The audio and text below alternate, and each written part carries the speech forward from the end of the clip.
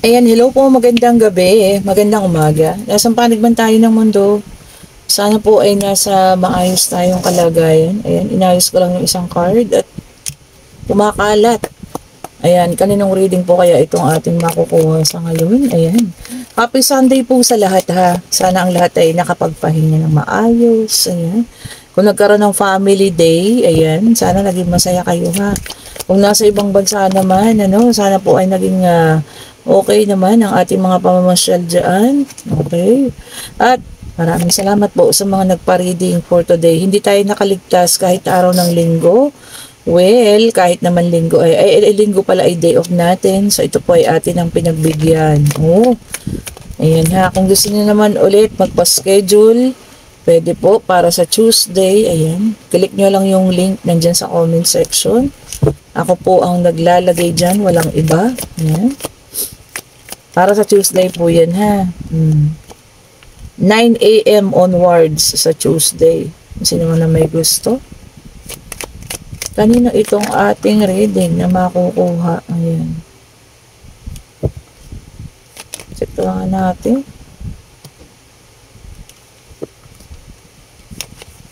May nakita ko rito nagpilian. Kumbaga ikaw iniwanan, Oh.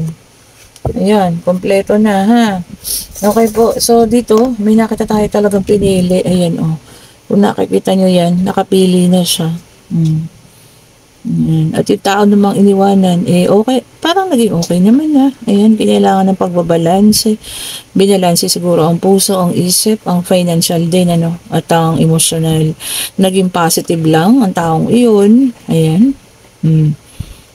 Okay po. Ayun nga, ang taong iyon, iniwanan ka or umalis sa buhay mo, Ang problema rin dito, rin siya, biktima rin siya ng pangloloko.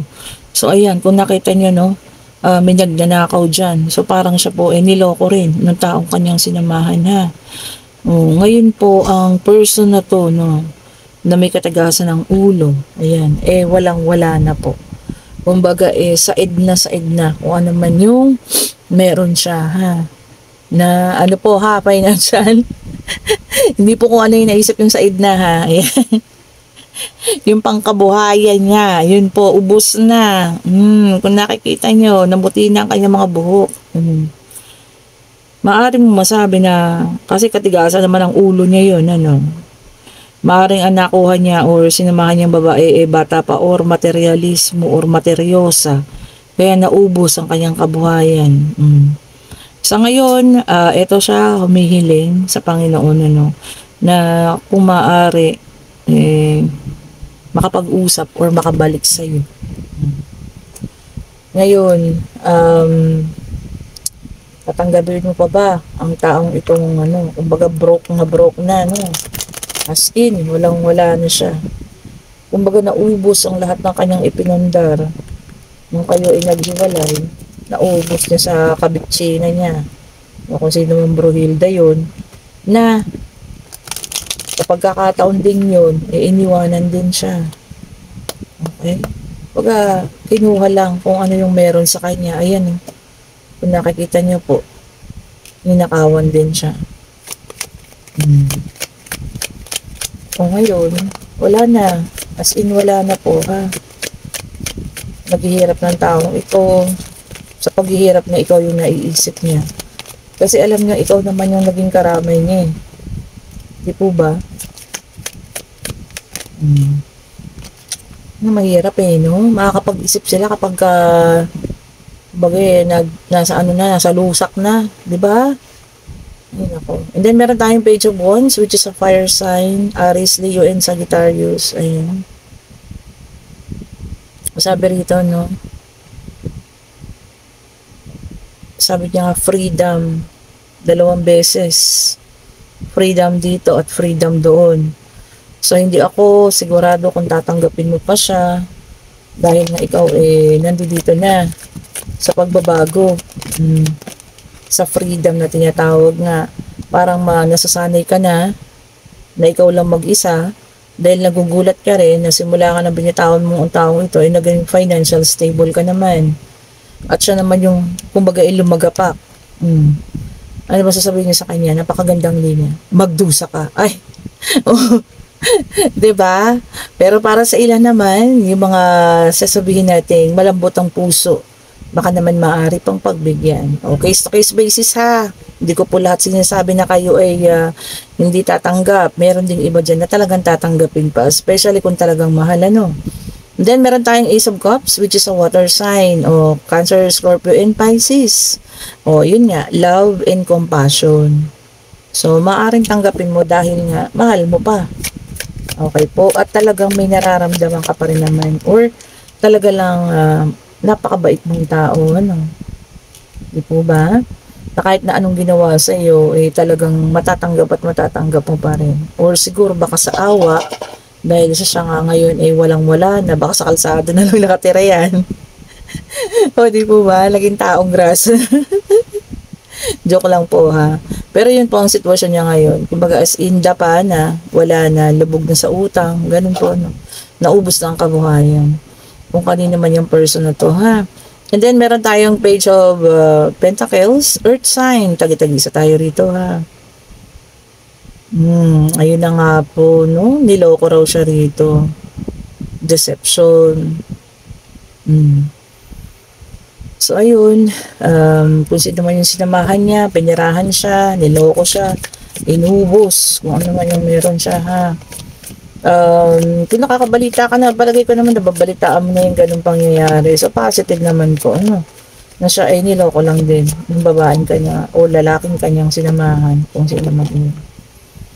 And then, meron tayo dito, 8 of Wands, fire sign. So, si air naman yung wala ngayon. Ayan. Frustration.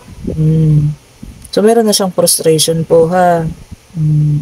And parang pinanghihinaan na rin siya kasi lack of energy daw. Pinanghihinaan ng kalooban, ganyan, ano. Yun ang talagang problema. Kasi, wala ka ng financial, tapos yung emotion mo pa, emotionally unstable pa. O, di po ba? Kasi syempre, nasira kayo dahil sa babaeng yun. Hindi naman niya akalain na yun din ang uubos na kung anong meron siya. Di ba?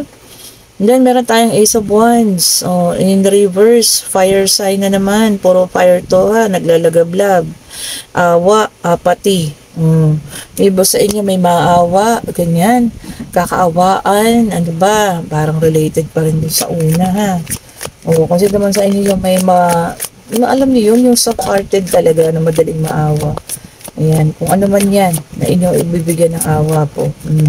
Baka maaring tulungan nyo rin, ano. And then, meron tayo dito, 8 of Cups, which is a water sign. Ayan. Walking away, sabi niya, leaving behind. Meron yung iba rito bibitaw na, iiwanan na, no? Maaaring nakakaramdam ng sobrang sakit na, ayaw na talaga. Okay lang po yan, hindi masamang bumitaw, lalo na kung sobra-sobra na yung pain, ha? Okay po, and then meron tayong 4 of Wands, which is a fire sign. Ayan. Iba naman sa inyo, may celebration. Binyag, kasal, kung ano man ito, ha. Pwede rin i-celebrate kung mga graduation, ganyan, ano, recognition, may mga ganyan, ha. Simple celebration daw po. Diba? Ayun yung mga simple, yan yung masasaya. Talagang kayo-kayo lang pamilya, no? Yan po yung mga memorable. Diba? Creating memories, sabi na. Ayan. Eto na, ang kukompleto, no, sa ating deck. Okay, fire sign na naman. Meron tayong 2 of Wands. Ayan. So, meron sa'yo nagpaplano rito. Maaaring nagpaplanong umalis. Ayan, mag-abroad. Meron din gagawa ng isang desisyon, ano. Meron ding isa na pipili. Walang between siguro love and career. Ganon, ano. Although, mahirap na pagdedesisyon yan, ha. So, kailangan pa rin natin pagdesisyonan po. So, kung ano man yan na inyong pipiliin, ano, so sana, mapili ninyo talaga yung nasa ayos po, ha? Okay? And then, tignan nga natin dito sa ating yes and no card. Ayan. Pwede na kayo magtanong, pag-ibig, ayan, pangyayari, no? Pwede rin namang sa eskwela or pwede rin yung sabihin natin sa pag-travel. O, ayan. Pwede nyo rin tanong kung crush kayo ng crush nyo sa mga kabataan dyan ha. Pwede po yan. Okay po, tahanan natin kung ano magiging kasagutan. Spirit guide, bigay mo po sa amin ng kasagutan sa kanilang katanungan. Ito na. And, yes po ang sagot. No, the star. Napakagandang card. Ito yung pinaka-favorite kong card. Kasi ibig sabihin ng the star, meron tayong hinihiling, meron tayong ninanais, no, sa ating puso at isipan. Sabi nga rito, kung ito po ay talagang makakabuti at talagang para sa inyo, ibibigay naman po ito ng ating Panginoong Diyos. Ano? Bakit naman daw po hindi? Especially kung yan ay makakabuti po sa inyo. Okay po. And lagi tayong magdasal para kung ano man tong ating kahilingan, talagang ibigay sa atin ng Panginoon. Ha? Alam ko naman bawat tao meron pong hinihingi. No? Whether it's financial, emotional, tao na gusto yung magbalik o kung sino man po. Ayan. Kung ano man yan, ma'am, na hinihingi ninyo, ma'am, sir, ano? Ibibigay at ibibigay daw po sa inyo yan. And kung nagugustuhan niyo ating reading, pa-like, pa-share, pa-subscribe, and hit the notification bell para lagi kayong updated sa mga bagong videos na nire-release natin, sa mga bagong reading. And kung kayo yung nasa situational reading na ang saklap lang, kasi sa oras at magbabalik ang person mo, talagang masasabi natin na walang-wala na siya. Parang may isip mo tuloy, ngayon mo lang ako naalala kasi wala ka na. Wala ka ng kakayahan, kumbaga broke ka na. At siguro naiisip niya na kahit papaano ikaw yung isa sa taong makakatulong sa kanya. Sa ngayong panahong ito, nagipit ang taong ito. Okay po, iniiwan pa rin sa inyo ng baraha ang pagdesisyon kung tatanggapin niyo ang taong ito. No? Kung kakatok siyang muli sa puso ninyo, ito ba ay awa o talagang mahal pa ninyo?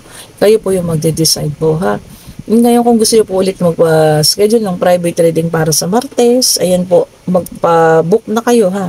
Click niyo po yung link na nilalagay ko dyan sa comment section. And sa lahat po na may order, bukas po ako magpapa-JNT maagang-maaga ulit para po mapa-JNT natin na maaga.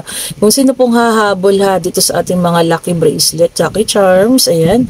Ito po ang Tiger Eye for wisdom and clarity. Ito po ang ating Black Rose Tourmaline. Ayan. Para sa mga omen. Ayan. Para sa mga sumpa-sumpa. Ayan ha. And ito naman po ang ating carnelian. Ayan. Kasi na may gusto o may minamanifest na magbalik. Ayan. Carnelian po ang inyong isuot. Kung gusto niyo naman ng love life. Ayan. Kung meron kayong minamanifest na tawag dito, isang tao, or peace of mind lang. Ayan. Ito po ang rose quartz. Okay.